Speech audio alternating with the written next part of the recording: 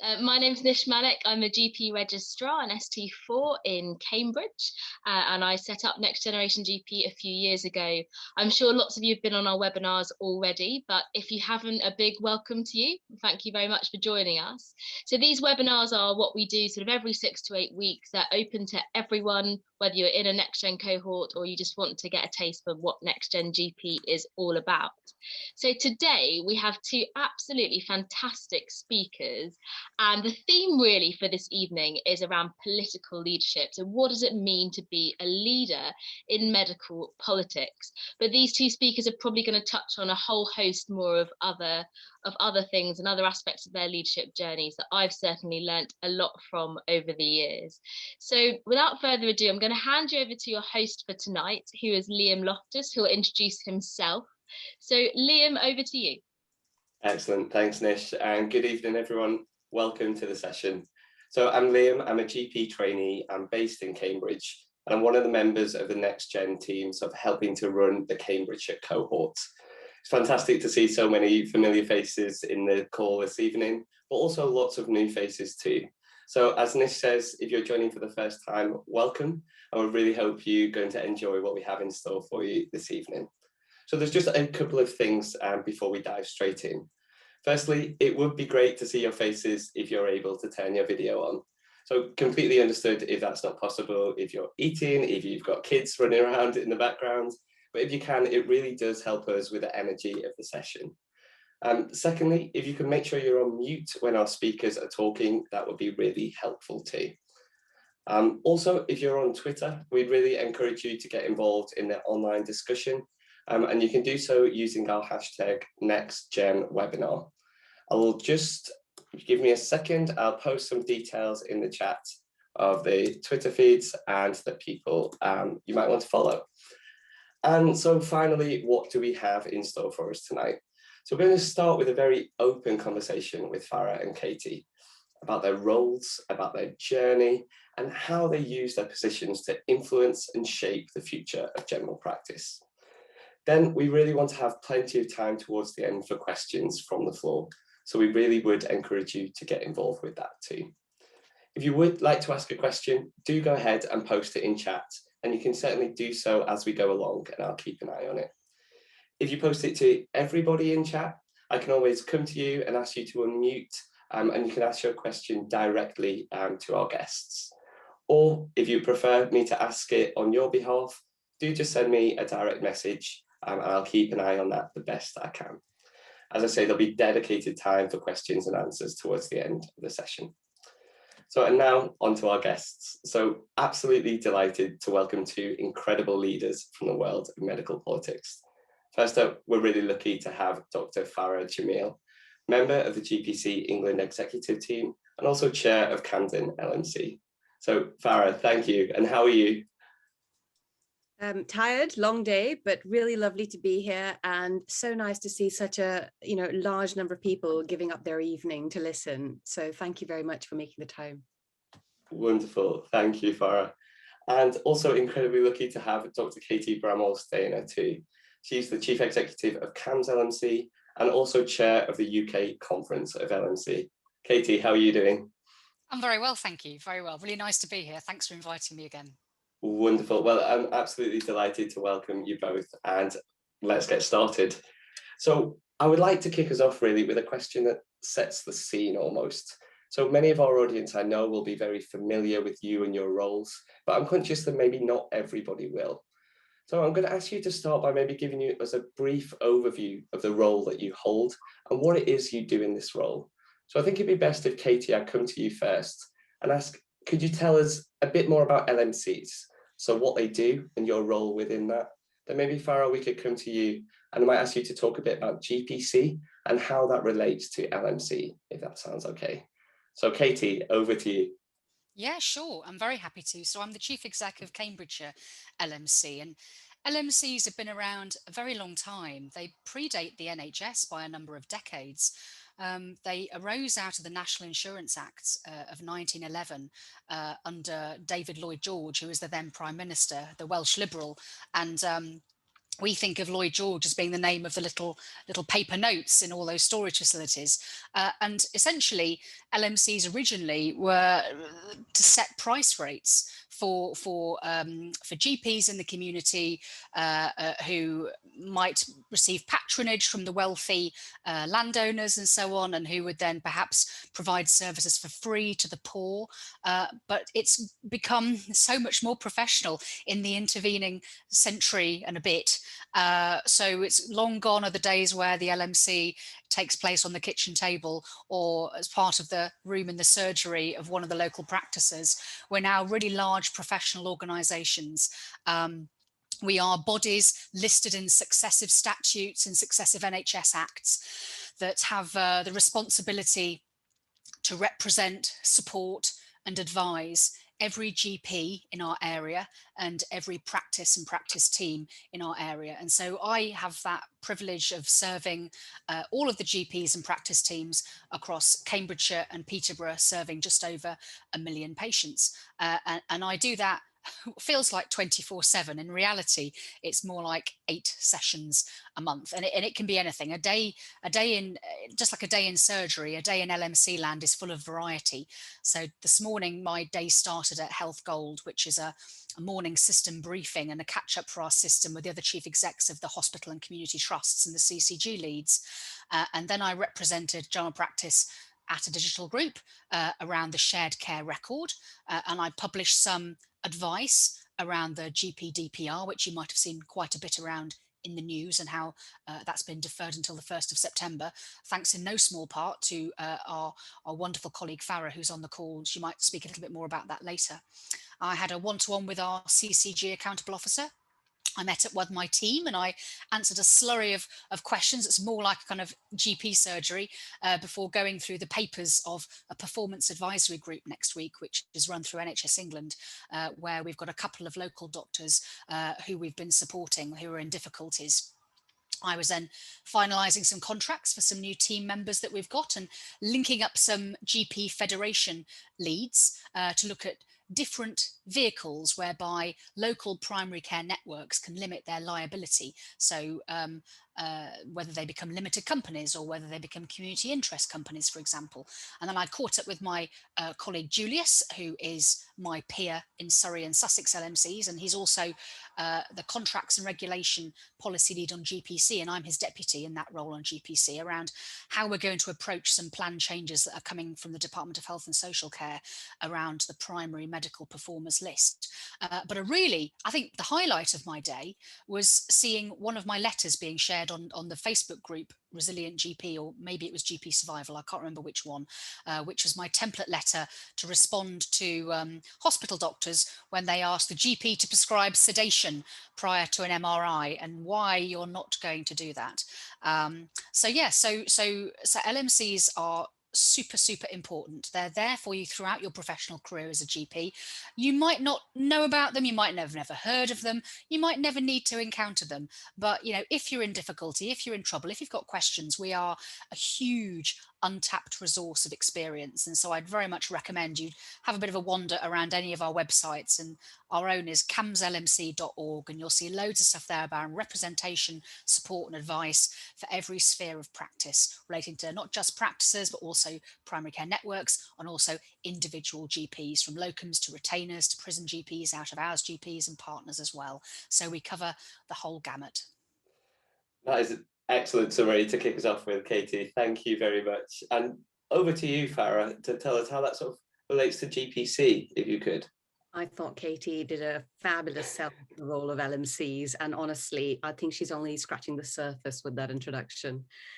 So in her, I see very much my role and the role of GPC very much to respond to the needs of general practice and to respond to the needs of colleagues such as Katie representing her constituents, so respond to the needs of LMCs. And that's literally how the relationship is and based in terms of the sort of work that we do.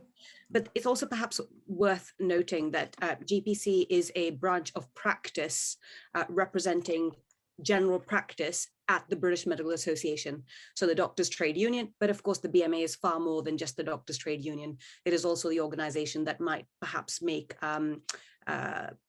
set policy, or rather try and inform the development of new policy. It seeks to set professional standards to a certain extent and beyond, you know, so it through our policy body, the annual representatives meeting, a lot of relevant issues are brought to light, and then we go about the year trying to influence and lobby organizations such as NHS England, such as government, and beyond, to try and improve working conditions and terms, not just for doctors, but also really the care that patients receive. And I think it's important to view GPC in that wider picture. And the BMA, I was looking back quickly, scrambling on the website to look at when they were formed. They were formed in 1832. I mean, it's historically, you know, has had precedent in terms of talking about issues impacting healthcare for the profession, but for patients. So coming to my role, I did wonder whether it might help to give you a rundown of my day. I'll give you a rundown of my week.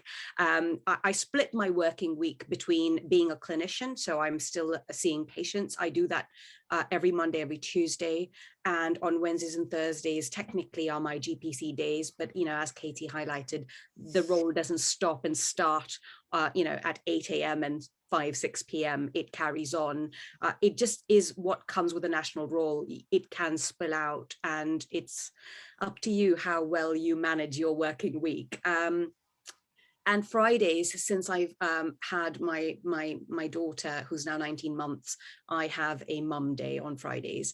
But just to give you an example of what that might look like, the Friday just gone, some of you, and Katie referenced the GP data for planning and research program, you may have picked up that actually the BMA were quite vocal on Friday with a quite damning press release, which has, in my opinion, resulted in the U-turn from government on the implementation date. And just to give you a feel for what that meant for me, I was leading on this response and this program for the BMA for GPC. I was at a baby group, 10:15 to 11. I had 5 phone calls in the middle of my baby group, and I had to sign off at a press release by 11. And my baby group finishes at 11. So I had my daughter running from one end of the church hall to the other. And I just literally said, I can't sign this off. I've got some comments I need to make. You're going to have to wait. So that's the context and example of how some of these national roles can feel and look like. And just to, you know, to expand on that a bit more. So Monday, my clinical day, went into clinic, and clearly colleagues were trying to get in touch with me because they needed a bit more from me. And I ended up with finishing my morning clinic, going into a meeting with the ICO to brief and talk to them about how we got to our position. From there, went into a meeting with my media team at the BMA, went straight back into my afternoon clinic, in the middle of which I had a text message from my chair saying, Joe Churchill wants to meet with us. Can you make this time? Joe Churchill being the health minister with responsibility for primary care. And I was like, I've still got patients who are waiting to see me, and I've got telephone calls I need to make, and I'll pause my clinic at the point of telephone calls, but she's going to have to wait till I finish seeing the patients who are already waiting. So we scheduled a call for 5:30. But that's just to give you an example of how much chaos you might have to manage. And I think it just, again, reinforces that you need to say no, and you need to manage your day and time in some of these roles. So I might have picked up something from separate questions there, but I just thought that might give you a flavor of the sort of things you have to do. So my role would be representing your interests at national policymaker tables, right? And is to lobby in the profession's interests and to get to a position that is suitable. We don't always get there, but it's to get to a position that is appropriate and something the profession would want to see. Excellent. That is, from both of you, such an incredible insight into your sort of your working week and how you balance your clinical, your non-clinical, and your family life. And that's certainly something I hope to come back to. Just like to dig a bit deeper now, if I may, in terms of how you found yourself in these positions and maybe why you found yourself in these positions. So Farrah, I'll stay with you to start with. So both of you are clearly in hugely influential and important positions, but what was it that drew you to these positions, and what was it that made you choose the path that you've taken to where you are now? Yeah, it's interesting, isn't it? Somebody once said to me, Farrah, what is your future aspirations? And I said, what do you mean? And this is a senior LMC colleague, a chief exec at one of the LMCs. And they were implying, might I consider a senior leadership position within GPC at the time? I was a backbencher at the time. And I said, well, I'm not really sure. We'll see. I mean, it all depends on circumstances, etc. And they were trying to encourage me to consider, where I might head and to try and carve out a career. And it's not something I ever viewed as a career. It was just about speaking up and doing the right thing. And I think by speaking up and doing the right thing, you sometimes get noticed along the way. So I view the way I've reached where I have purely by just speaking up and representing colleagues' interests, not because I was trying to please the crowd, but because I felt strongly that that was the right thing to do. And that's how I found myself in the position that I am today. Of course, you do need to apply. So I had to be in it to win it, right?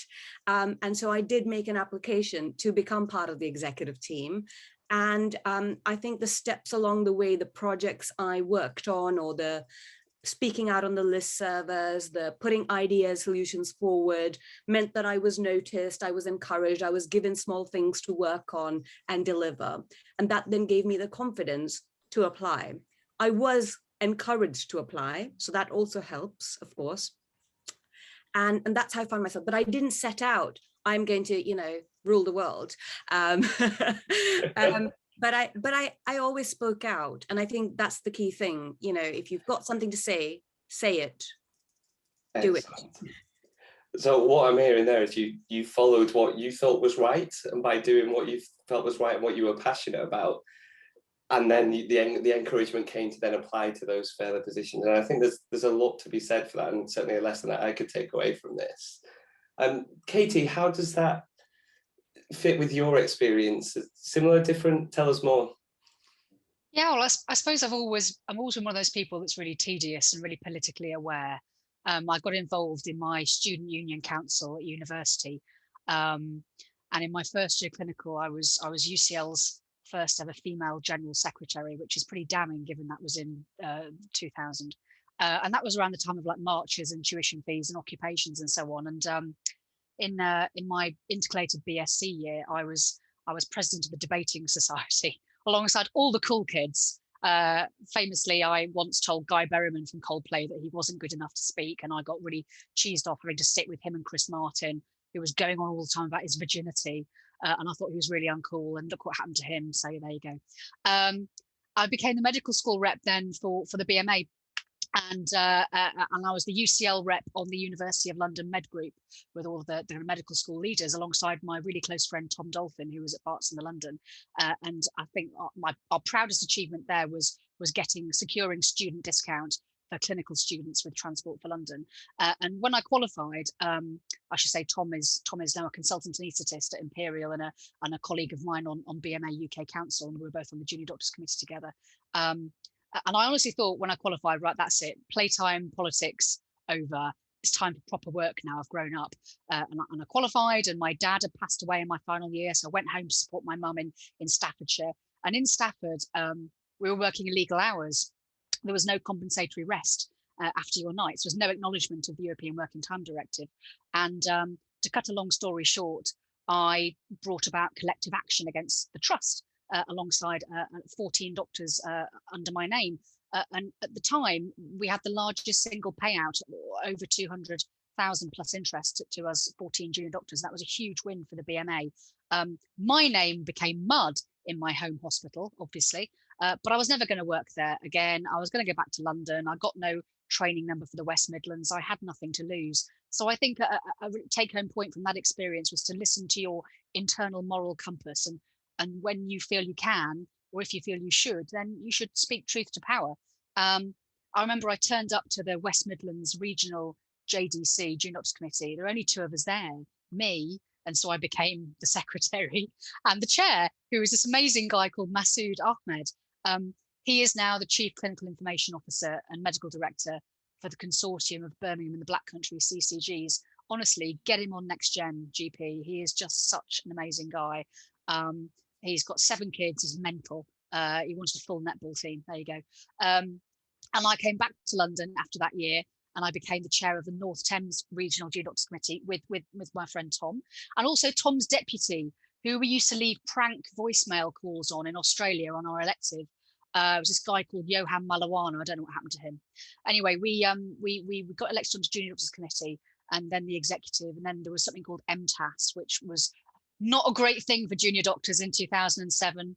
And it meant a lot of our colleagues and peers were lost to Canada, Australia, New Zealand, South Africa, you name it. Anyway, those executive negotiations gave me a bit of flavour of what life was like at quite senior levels in BMA committees and going to number 10 and working with Parliament. And I felt pretty fractured from it, pretty burnt out from it, actually. I switched then from obs and gynae to general practice in no small part due to MTAS. And I was elected the deputy chair of the GP trainees.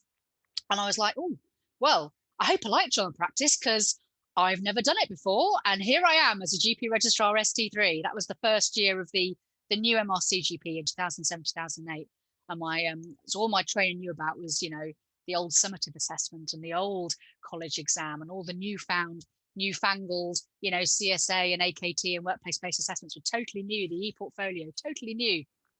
But that meant I then got a seat on GPC as a trainee, which was an exceptional opportunity. And I decided, I learned very quickly that actually it was LMCs that were the local body politic of general practice, and the GPC was the national figure. But actually locally, you've got these hugely influential local contractual arrangements and negotiations and representation, support and advice and so on. And so I became an observer, trainee observer on Haringey LMC.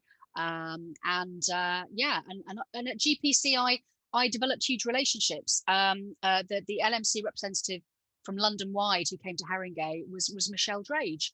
And I've known her a very long time now, and she's been quite a mentor throughout my career. So I'd say go out and find your mentors, reach out to those people who happen to inspire you. So you know, GPC has been a huge experience, often very frustrating, often very fulfilling, but always challenging.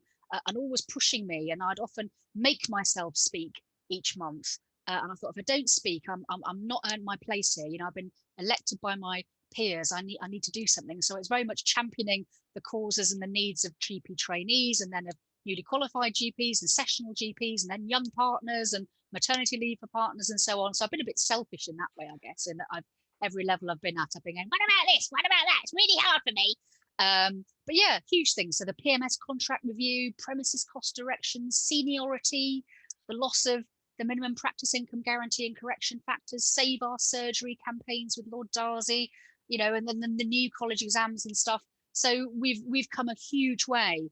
And I have to be honest, even in my short general practice career, I have never known it as complicated. And I look back now at the leaders of GPC when I was a trainee and the executive team when I was a trainee, and it was a walk in the park compared to what Farrah and Krish and Mark and Richard have got to deal with now. I'm do you know what? I am super lucky. I love my job. I couldn't imagine a better job, and yet it wasn't a job I even knew existed until I qualified as a GP.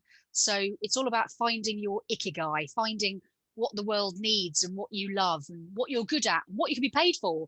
And finding that perfect blend of your passion and your vocation and your mission and your profession. And that's the beauty of general practice. It is so broad a church. You will find your niche, and you might find lots of niches at the same time, and that's okay. That's the beauty of a portfolio career. And it may be that something you love 10 years later, you're like, yeah, I've done that. And you move on and you mature and you evolve. And that's okay too. It's not necessarily going to be a job for life anymore. It's just that unique qualification of your CCT and your MRCGP will open so many doors out there. So that's just my story. But, you know, your stories are going to be infinite. Katie, that's amazing. Fantastic. So many bits that I could pick apart there, and I'd like to do so if possible. So as we've sort of touched upon already, you're both in these positions where you have a huge deal of influence.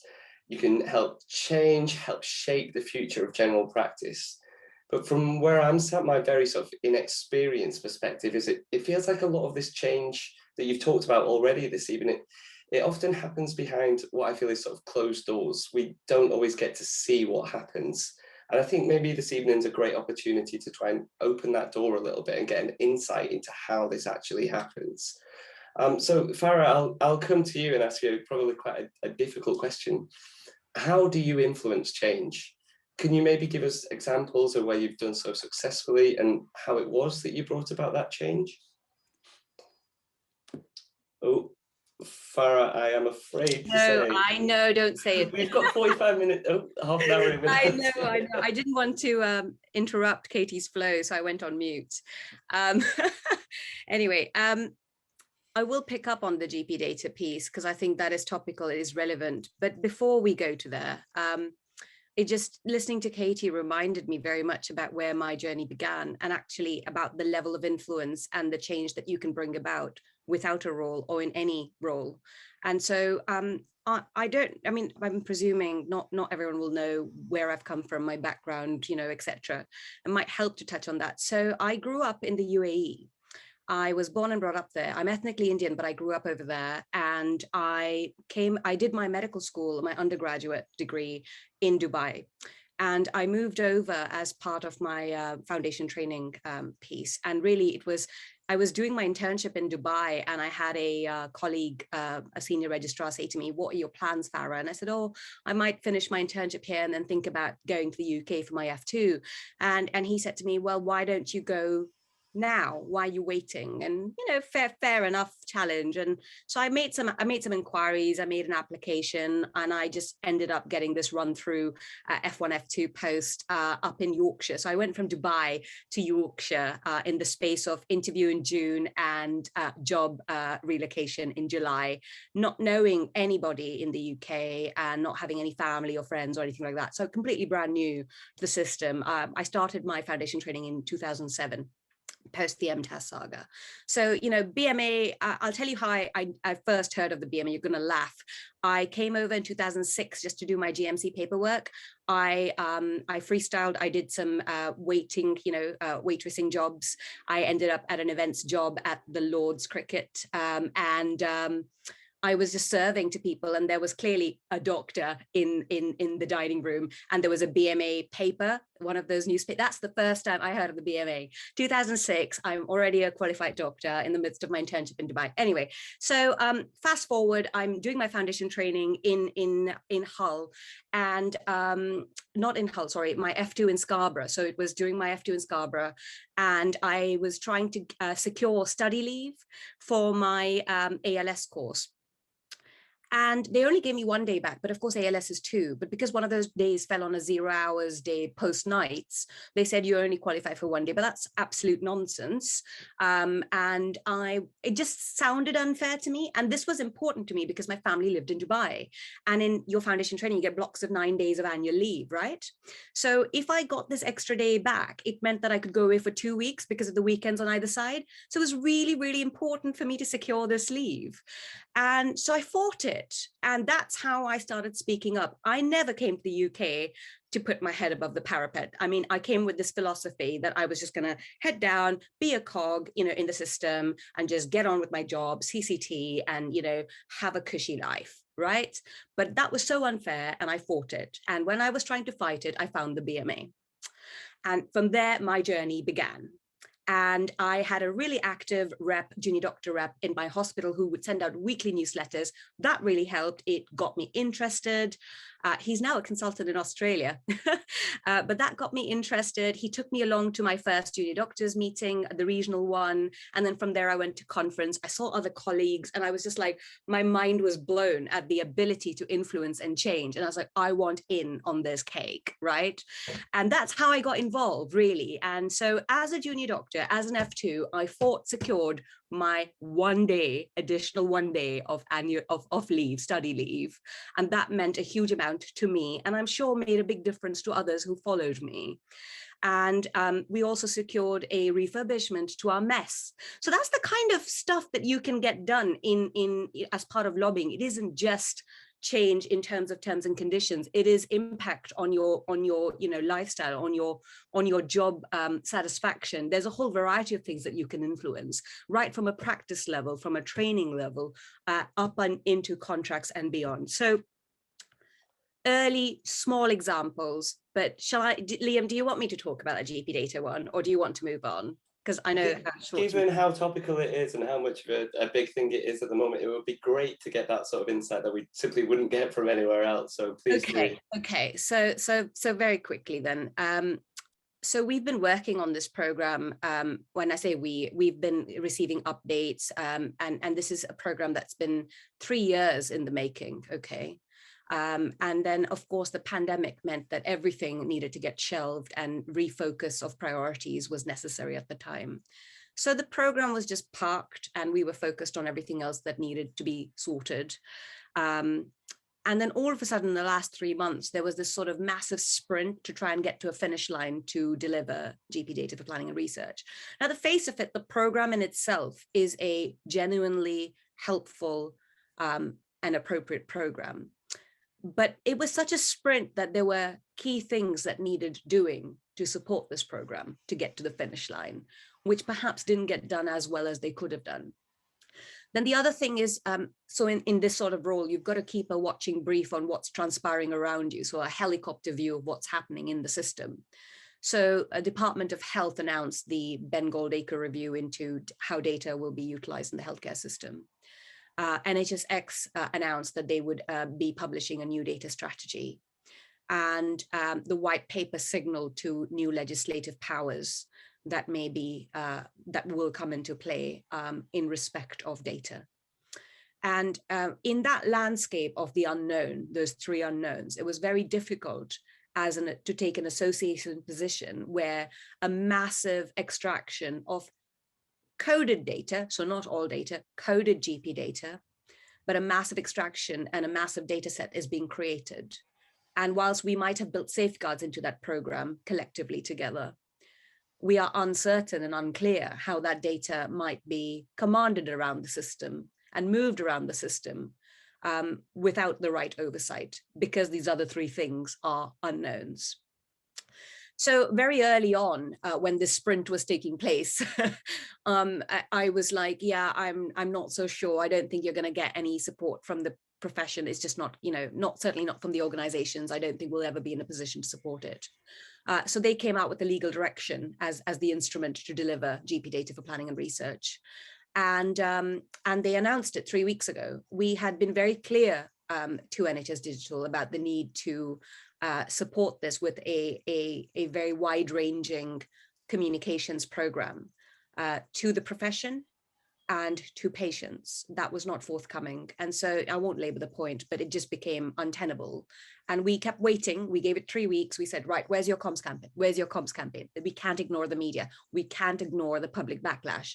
And eventually, the Friday that I described was the position we took. We took a very, I don't want to say aggressive, we took an appropriate position that represented the profession. And we represented what the profession was saying and what they wanted us to be saying. And we represented our patients' interests. And that is, you know what, if you fall down on the side of patients every single time, you are never wrong. And I think it's important to take that away. So we did that on Friday. We came out quite strong in the press. That was picked up by a variety of news outlets and beyond, and it put the pressure where it was needed in government. And they, responded with a series of actions, the last one being announcing the delay to the program.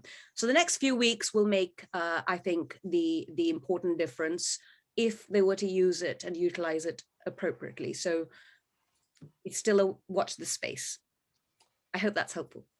That is really, really helpful. That's amazing insight, quite literally hot off the press. So really appreciate that. And I think one thing, so the theme that's run through everything that you've spoken about this evening has been doing what's right and doing what you believe in and what you believe to be right for your patients. And that has followed you right through this journey from my perspective, to get you to where you are now and the achievements that you've made along that way. So it's really, really interesting to think about. Katie, I'm going to throw a very similar question to you. So how do you feel, from your perspective, we can bring about change? How do you bring about change?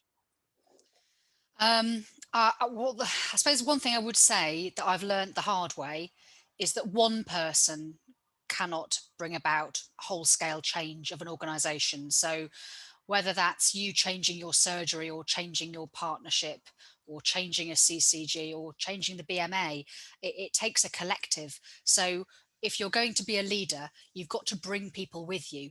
You've got to be consensual in what you do. And if you're bringing about change, you've got to be consensual. You're only going to be as quick as the slowest person who doesn't want to come with you. So you need to focus your energy on those who don't want to come with you rather than just hearing an echo chamber of those people who agree with you. My mentor, who I worked for before I became chief exec, was my predecessor in this role, Dr. Guy Watkins, who was an amazing GP and LMC mind and an absolute brain box.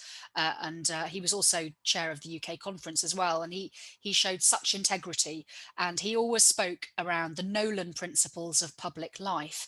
And I hadn't heard of these 7 principles before I met Guy, but they're really important. You'll find them in the Charter for Head Teachers, you'll find them in MPs' conducts and so on. They're a really important thing to abide by, and they're sort of implicit within the GMC's good medical practice and the national performers regulations. But the Nolan principles, I would recommend you look them up, and it's a really good thing to reflect on for your appraisal. But they're selflessness, integrity, objectivity, accountability, openness, honesty, and leadership. And I think those are the really helpful things to pin situations against, and to listen to your spidey sense and listen to your gut feeling. If something just doesn't feel right, is it selfless? Does it have integrity? Is it objective? Is it accountable? Is it open and transparent? Is it honest? And is this demonstrating leadership? And I think the 3 big things for me in terms of trying to bring around change is always be transparent, keep on engaging, people you don't want to speak to as much as those people you do want to speak to, and be tenacious. Don't give up. Keep going on and on and on. It can be really hard. I think perhaps if you'd asked me a year ago, when I was dealing with a very challenging situation with the largest practice list size in the country that's on my patch, almost 100,000 patients on one list, and all those different sites within that enormous partnership actually wanted to split up and go back to their original surgeries. But since the 1st of April 2015, you can't recreate a new GMS contract. It has to be an APMS contract that's a time limited commercial contract with various quality indicators that have to go with it. It's like a 5-year contract normally. Some of them are a bit longer now, but it's mainly 5 years. Whereas a GMS contract is in perpetuity. You've got it forever until you hand it back. And I had to work so hard to try and get everyone's consensus and trust. And I think trust is really important, because the worst thing that could have happened was each site deciding to get lawyers on the others, because the only winner there was going to be the solicitor's bank account, right? And it was not going to be a great look for patients or the press either, even though this was a perfect storm of many years development, everyone talking about how marvelous working at scale is, and you must do this, you must do that. And actually, if you're lacking basic curiosity, if you're lacking due diligence, if you're lacking really robust governance behind your organization, it will fall apart. And that's true for a tiny practice as it is for the biggest integrated care system in the country. You've got to get the basics right. So you've got to be a bit of a stickler for detail, and you've got to keep on and on and on about getting the basics right. So I'm really happy to say that eventually it led to a meeting with NHS England's commercial executive group in January of this year, where they did decide to turn back time and allow 9 old GMS contracts to be reconstituted, which I think is going to be great news for the patients and for those practices. But it just goes to show sometimes people can have great ideas and they can look great, because that looked great to begin with, and it might not be. And again, there were some warning signs there when I first joined the organisation, but I thought, oh, I'm new, I don't know these people, maybe I'm wrong. actually listen to your spidey sense. When I was a house officer at Mid-Staffs NHS Trust, I just felt some things weren't right. And I was doing an awful lot more cremation forms than my colleagues were house officers around the country. Part of me was like, is it because we're not in London? Is it just different in Staffordshire? Is it not as good? But I just thought something wasn't right. And I actually went to the West Midlands Dean at one point, who was Steve Field, who then later was the chair of council of the RCGP, and raised the concerns. Didn't actually go anywhere, interestingly. But you've got to be honest to yourself, you know, and I think that's really important. And change isn't always easy, and often you can be painted as being difficult or painted as being self-valedictory, and people assuming that you're wanting it for your own glory and stuff. And actually, I'll be honest, my life would be a damn sight easier if I didn't feel such this deep urge to kind of go, no, that's not right. No, you need to do it like this. And that's not fair to those people. You need to listen to them. I don't know whether it's just this an inner need to stand up to bullies or whatever. I don't know. But it's something I have that I recognize in myself, and I've tried to use, but I never thought that was a part of myself that would be of much role or purpose in general practice. I'm not a combative type. I don't like one-to-one conflict. I'm more than happy to go into battle for that practice or that GP to that organisation. But when it comes to me having conflict with somebody else, I get terribly apologetic and Anglo-Saxon. So it's interesting, isn't it? It certainly is, Katie. Again, there's so much in that about being guided by those principles, being true to those principles, but also no matter how hard you try, you just can't do it all on your own. I know there's many people across the board who might give it their best shot, but without bringing those people with you, you're really going to struggle to bring about effective change. So really, really important lesson. Might change tack ever so slightly now. I'm conscious of time, so I'm going to ask one more question before we go to the audience. Whenever I've heard you both speak previously and tonight, I'm always amazed by how much you've managed to achieve. But not only this, you both have families at home. And I think there's a lot of people, myself certainly included, that over the past year have found it incredibly challenging to balance work, family, enjoyment, balancing all of that together. So I was wondering whether, Farrah, maybe if I come to you first, whether you could offer any insight into how you've managed to balance this all so successfully, really. Yeah, I'm not sure I balance it very successfully. That's the first thing to say. No, so I you know, when I was speaking earlier, I touched a little bit on what that Friday of chaos was like, and also the Monday clinic. And I think having clear boundaries it can be helpful. So I said no eventually. I should have just not picked up the phone. You know, that should have been a better boundary. But 5 phone calls, I mean, clearly it was urgent and it was important. But in the end, I was like, this is just going to go on. I need to say no. So setting very clear boundaries is important. And it's funny because I came back that day and thankfully I have a cleaner. I have a life where I can afford a cleaner. Okay. And I asked the cleaner to stop cleaning and to look after my daughter so I could go off and approve this press release and make sense of it and land it, right? So that just sort of reinforced to me that you've got to also create a life which can support the job that you are doing. And so I'd never clean my house. I mean, I'm sorry, I grew up in Dubai, you know, like it's just not going to happen. That's just the way, the lifestyle I've been used to. And, but so my life is set up in a certain way. And so it meant that I could look to support when I needed. I could redeploy that support in a way that helped me at a time of need. It was Katie actually who said to me, Farrah, you know, make sure you've got the right childcare in place. And she was absolutely right. You know, you've got to be very clear about your childcare responsibilities and about your family responsibilities, and have a clear defined period for, you know, what you will cross the line for and what you won't. So I think it's important to do that. The other thing, what I would say is something I learned from my boss, so Richard Watry, the chair of GPC. He's a workaholic. I guess you have to be sometimes in these jobs, but he will respond to things very quickly. Okay. And I guess as you get more and more experience in the job, sometimes it becomes easier and easier to respond to things very quickly. You have to think a bit less, you know, because initially you've got to spend quite a lot of time thinking and constructing and rethinking and reconstructing your emails and your responses.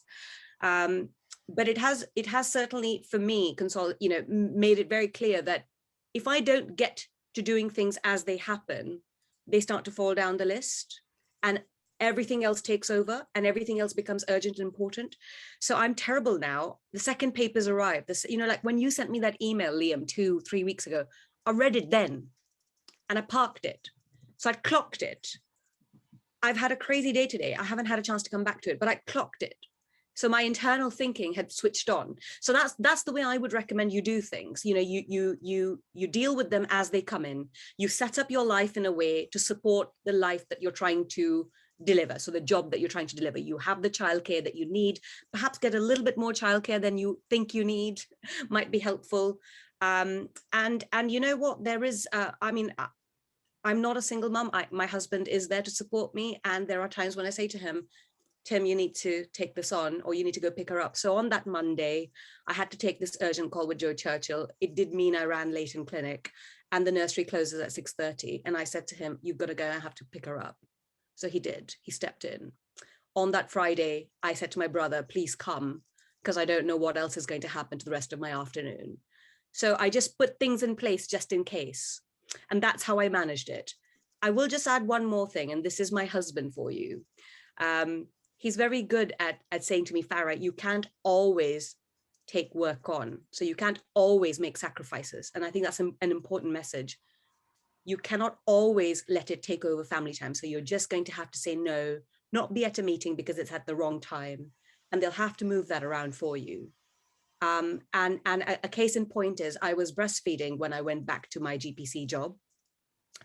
And meetings would just carry on, right? And we went in serious high stakes negotiations meetings. And if I left the room, I would lose a part of that conversation.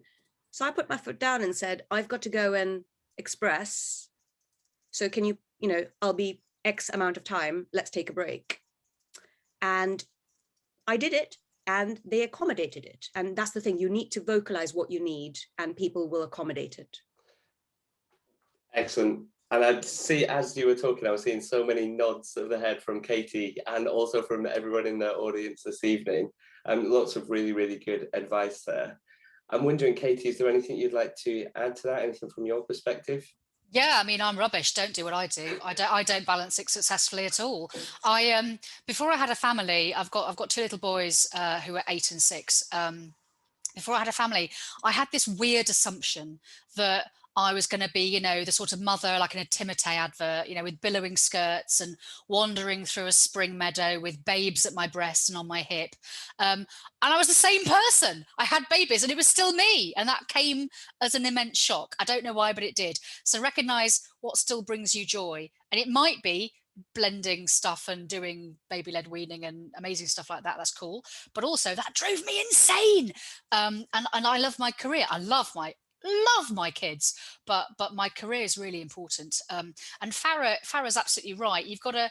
I touched on this with a learning session I delivered yesterday about complaints, which is don't ignore stuff. Don't be an ostrich. If you've got something in your inbox, try and be a meerkat. Try and be on alert. Try and horizon scan. And yeah, get the most expensive childcare you can afford. I don't have any family around me either, unfortunately, and I couldn't do anything without my incredible nanny, who is here Monday to Friday because I'm clinical in surgery on a Monday.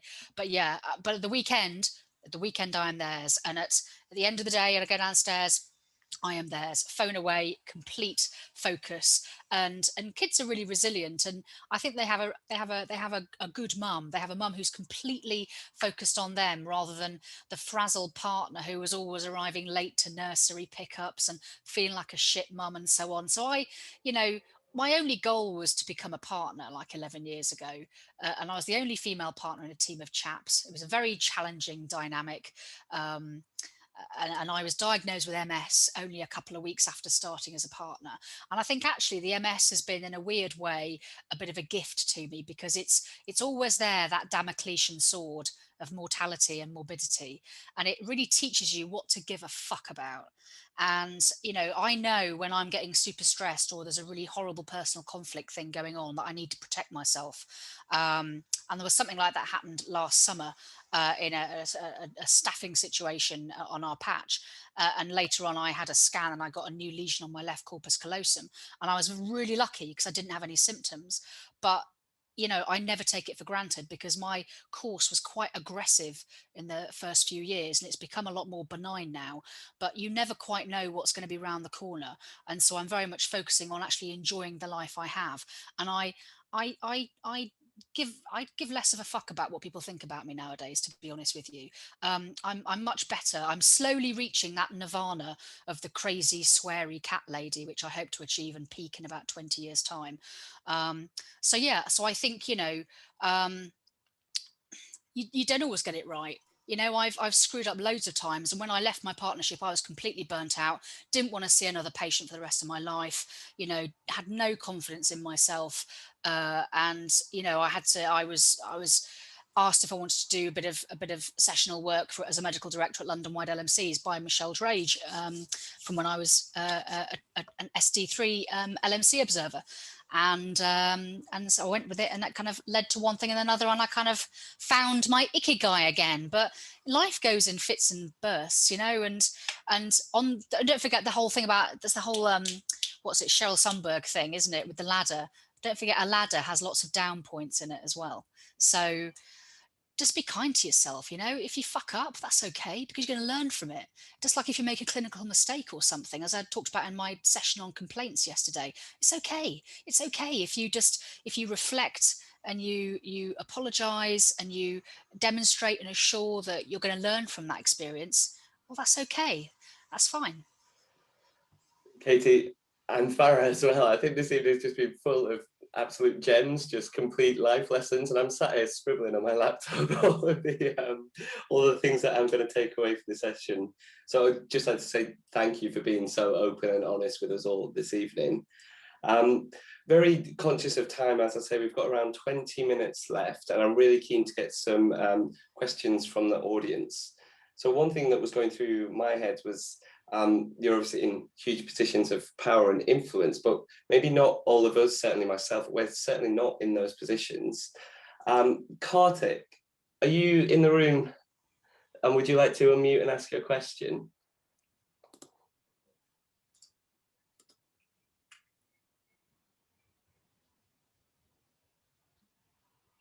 If not, I'd be very happy to ask it on your behalf. So it was a question about, as I've just touched upon, we don't all have these positions of power and influence. And for people like us, and myself in particular, what advice would you maybe give to us at this stage of our career to try and bring about some of this influence and maybe work our way towards some of the positions that you're in? Katie, I'll come to you first on that one.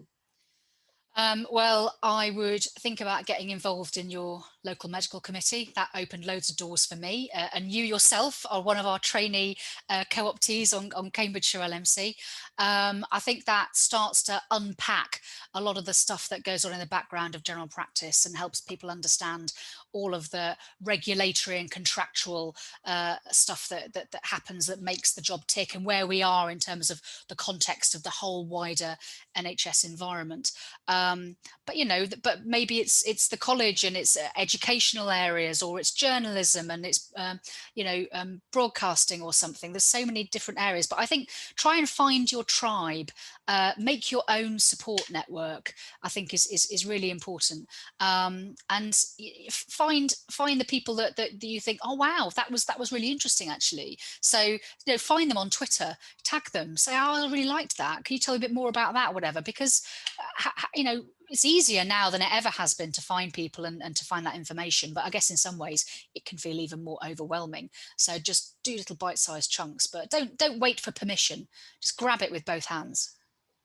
Fantastic. There's so much in there about finding your tribe, finding the people around you who can not only support you, but are interested in the same things that you are. And making those connections is certainly a great way to sort of bring about that sphere of influence, I think. And Farrah, from your perspective, is there any advice that you could give to us? I wondered if I could just pick up on that Find Your Tribe thing. We did a webinar, a similar webinar together, and that was a common theme that all of us were sort of talking to. And I went away from that webinar and I was reflecting, you know, the one thing perhaps that we didn't say is that your tribe will change and may change, and it might be different tribes for different things. And I think that's an important message as well, perhaps to take away and land.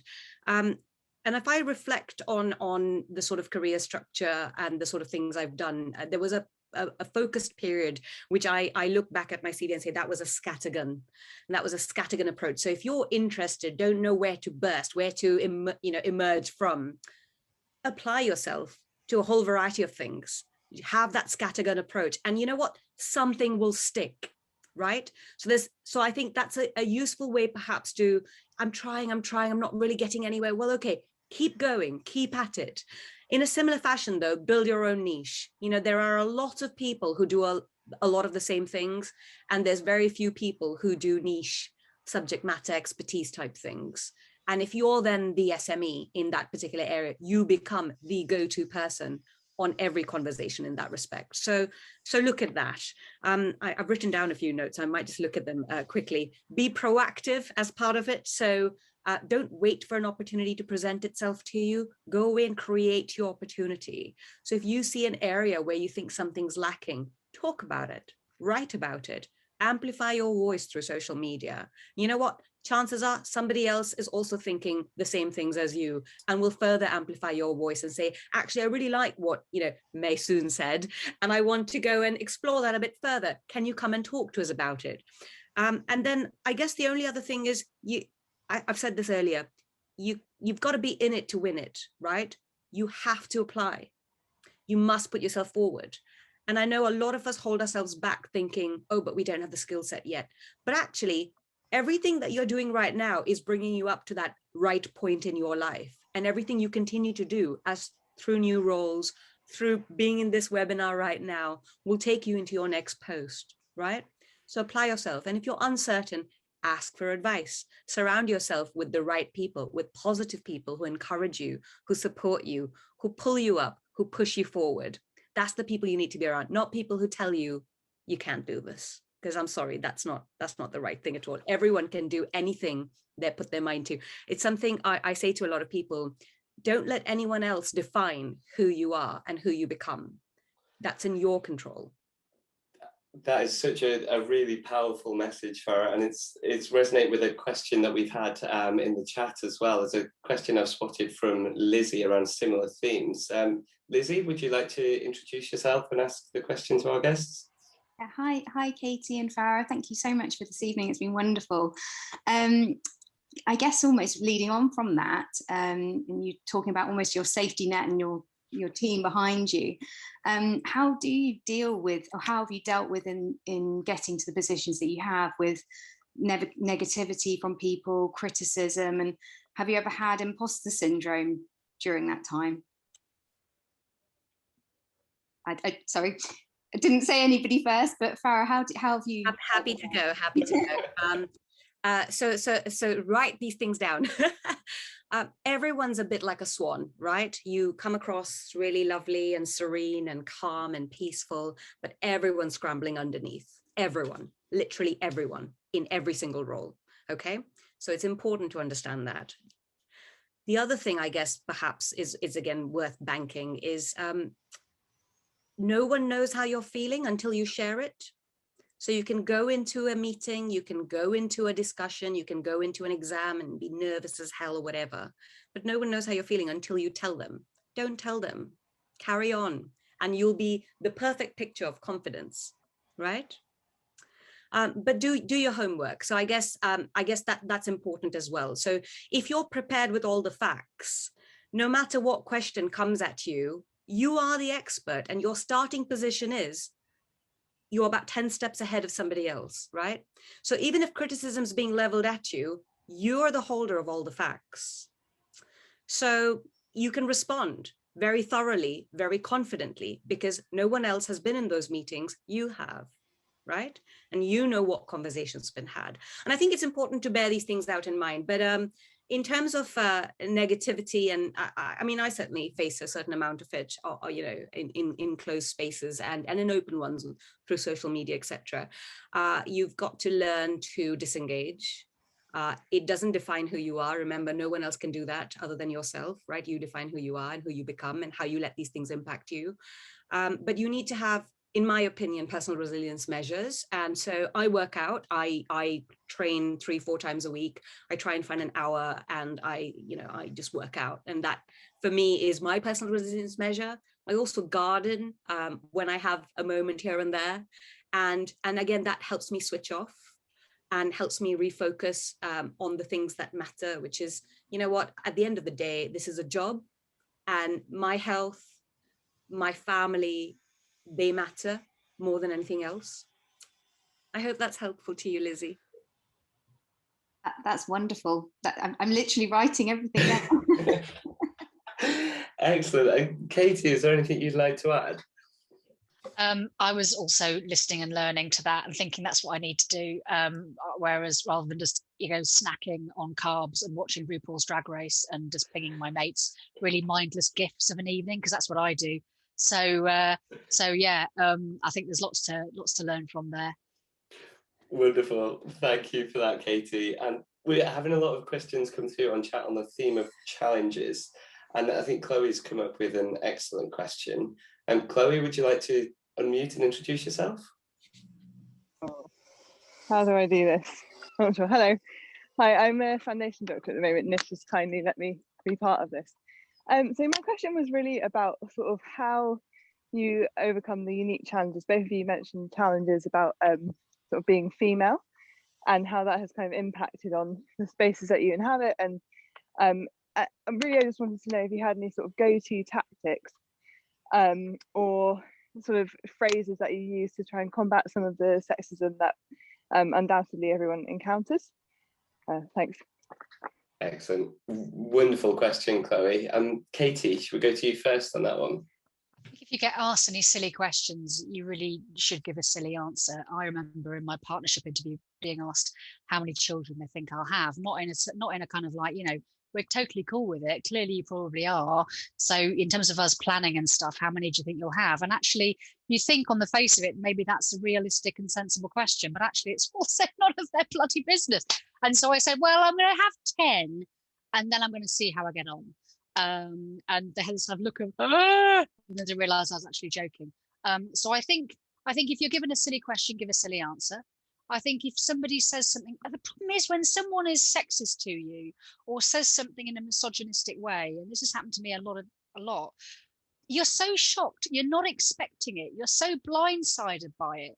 You're thinking, is that what they mean? Is that what they're saying? And so because you're so discombobulated, you kind of go, ha, and try and joke it off. And we all have that esprit d'escalier of what we would have said and what we should have done. I think some ways one of the bravest things to do and one of the most important things to do is if you're in a meeting setting or if you're observing some sexist behavior, it's often easier to call that out than when it's actually happening to you yourself. And I would say that to all the guys on the phone, because there's nothing cooler than a guy kind of going, don't be like that. That's, you know, that's just awful, because that's just everyone will be like, oh my God, you're so amazing, for the rest of it. So yeah, I think something that's helpful is if you hear something and you think, well, if someone had said, you know, that about somebody having the color of their skin, and you go, what? Well, then actually, maybe that is a sexist thing to say. And sometimes sense checking it, we often do feel the need to sense check. Am I being oversensitive? Did I bring it on myself? I think very often some of us can be, when you are a reflective person, a lot of GPs are very reflective, then you do tend to question. I think that's where, do we get imposter syndrome, negativity, criticism? Yeah, it can be really hard. And I think I'm better at handling it now, but I don't think I was very good at handling it because I think I took it very personally. So if I didn't get a job because I wasn't the right fit, I'd be like, oh, but actually that's really helpful, because if they don't want a square peg in a round hole, so don't take offense if they've got a really good reason as to why you're not going to be the right person, because they know that you're just not going to gel properly. That's kind of cool. And discriminate that between people who are just being dicks. And if you see dickery, call out dickery is what I would say. Wonderful. Thank you so much, Katie. Farrah, anything you would like to add? It's very much the same, really. I think, you know, as I've continued to grow in my career, I have become much more able, I feel, to call things out, but it's not as easy when you're starting out. One, because you're just shocked by the complete inappropriateness of what's just happened. And you look around you and you think, did you just see that? Did you just hear that? Have I overreacted? You know, and why has no one else stood up for me? That's like, that person has 15 years more experience than me. Why have they not stood up for me? And I think so in that respect, I think the first thing to do is follow your instinct. If something's upset you, it doesn't matter if it hasn't upset anybody else, you need to call it out. You need to, you know, and I would just turn it back around and say, sorry, did I just hear you say that? What did you mean to imply by that? You know, and just call it straight out, but diffuse it. So don't necessarily aggravate the situation and escalate the situation at that moment in time with what you're saying, but address it. So ask them to clarify what they mean by it. And if they then start stumbling and say, you know, which is usually what follows, you then say, well, that's not how I heard it. This is what I heard it as. I think you were being inappropriate. And I'd like you to retract that, please. And I know it's hard to challenge it, but unless we all challenge such ridiculousness, it's never going away. And sometimes people are these are ingrained behaviors. They don't even realize it's inappropriate until you call it out. So I think the most important thing is to, you know, stand up and speak out for yourselves, but also speak out when you watch it around you and call it out. Excellent. I think that's a really, really powerful message that everybody in their room can take away from this. It's having the composure and to be able to call out the ridiculousness, as you say, and that needs to be done collectively. So it's something that we can all take away from this evening. Thank you. So moving on, we've got 5 minutes. I think we can maybe squeeze in one more. There's been plenty of questions coming in through chat. I really do appreciate all of this engagement. One of the key things, I guess, about being a leader is about getting your message across, influencing the people around you and being able to communicate with them effectively in order to do so. And one of the things that we've seen used so powerfully recently is social media. Laura has come up with an excellent question around that topic. Laura, I'm wondering whether you'd like to unmute and introduce yourself and ask your question. Can you hear me? My camera and everything's playing up. So your microphone is perfect. Great. Hi, I'm a ACF ST4 in York, and people have been saying to me for the last 4 years, use social media and everything from Next Gen. It was always said, but I think med school we had MDU, we had GMC, all these lectures saying, you know, if you write it, it'll come back to haunt you, you can get struck off and all of this. And I think just sort of practical advice as to sort of how to step into it. Is it just a case of you have to go gung-ho right from the start, or is there a lesser way to sort of move your way into it? And I suppose thinking around, you know, talking about medical issues, but then also talking about, I have neurodiversity and chronic health problems myself and have experienced issues secondary to that, you know, where I stand talking about things like that as a doctor on social media. Excellent. That's a fantastic question. I'll maybe come to you first on that one, Katie.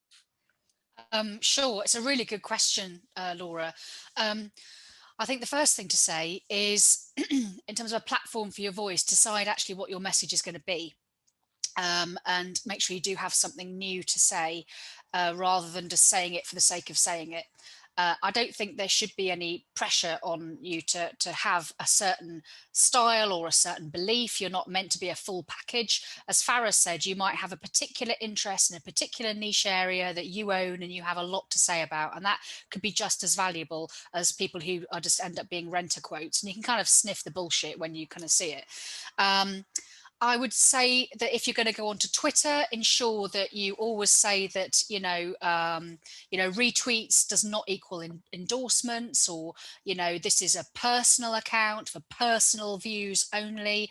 Make sure that you can view your Facebook or your Instagram and see what's locked and what's public and what's friends only and what's acquaintances only. I'd limit the photos of your children that you share if you've got dependents. I would always post something that you would be happy to have repeated back at you at a performers advisory group. So if you feel if you be very careful and think in a slightly more legalistic way, you know, using may and could will get you out of all sorts of problems rather than will and should and must. So and yeah, just think, neutralize it. So a bit like how we've all learnt to do that in appraisals, following on from Bauer-Garber, often and taking on, you know, Farrah's comment in the chat bar around actually so and so's done that. I mean, what we do often with our SEAs is it might have happened to you, but actually in your appraisal you might say, well, actually I came across this case that was discussed in our surgery and this doctor did that and that nurse did that and this was the outcome. It doesn't have to be you. And the same can be true for social media. It can be something that's affected you, but you might want to say, I've seen a GP, and you can change the gender and you can change the scenarios, but that then it starts to, I think people can smell bullshit. So be your genuine self and speak from the heart. And I'm so old that I don't worry too much about that because I was a junior doctor when Facebook and everything started. So I didn't get any of those messages of doom. But what I would say, I do see an awful lot of very stupid comments online, and I do message people and go, take that down, take that down, take that down. And because some people really do get into hot water, but it's fairly, yeah, if you're happy to have that repeated back at you in a formal setting and you can defend it, fine, stick with it. Excellent, Katie. Don't be Christian Jensen and get, you know, fined 450 grand by, you know, the DUP. Oh dear, I mean, there's so much practical advice in that, and advice that I've not heard before, so it's something that I can certainly take away from tonight. Farrah, anything you'd like to add? I just think that don't feel that you absolutely need to take on social media either. I mean, I've got a Twitter account. I don't really tweet at all anymore. I just don't have the time to sit there and think and construct. And I've just, you know, I've got to spend my thinking time doing important things. And that's that. I do look at it. I monitor what's going on. And I think it's important to hear what's being said, but also couch it in terms of that's one section of the profession who are saying some things, and that's not the entirety of the profession. And so, you know, make sure you're listening and reaching out to all parts of the profession when you're trying to communicate. And there are a variety of modems to do that, not just social media. Very true. Wonderful, thank you. We're just turned 9 o'clock, so I'm very conscious we'd like to finish promptly, but just a final word from both of you, if we can. We've had so much great insight. I'm really keen to sort of squeeze out that last bit. Top tips for people like us, 1 or 2 top tips for sort of where we go next. I know this is really putting you on the spot here, and maybe start with Katie. Any tips you'd like to give us moving forward? When I was in a really bad work situation, I had a bit of counselling, and I turned up and went, well, I can't resign. And my counsellor was like, oh, okay, we'll come to that. And we worked towards it over many months. But one thing she said that always stuck with me was have your line in the sand, because if you don't, you're not going to know if you've crossed it.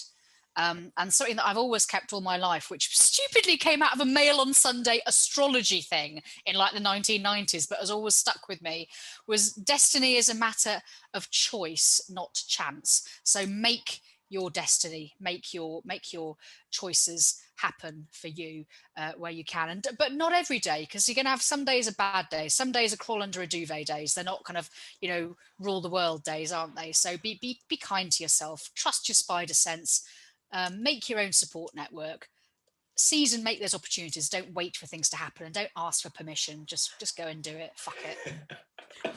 Amazing, Kate. You're speaking much faster than I can type, I'm afraid, but I've managed to get most of that. Thank you. And Farrah, over to you. So I hope from listening to me, you've picked up that I've always remained very much focused on my principles, my values, and that really is my message to you. Stay true to your principles and values. Stay true to who you are. Don't lose sight of where you started. You know, your roots matter.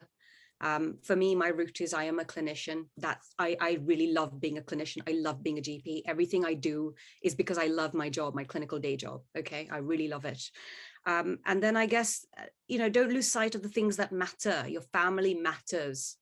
everything else is irrelevant. Okay, so everything that you are trying to do is to create a better life for you, for your family, and don't lose sight of that. Stay true to your principles and values encompasses all of that.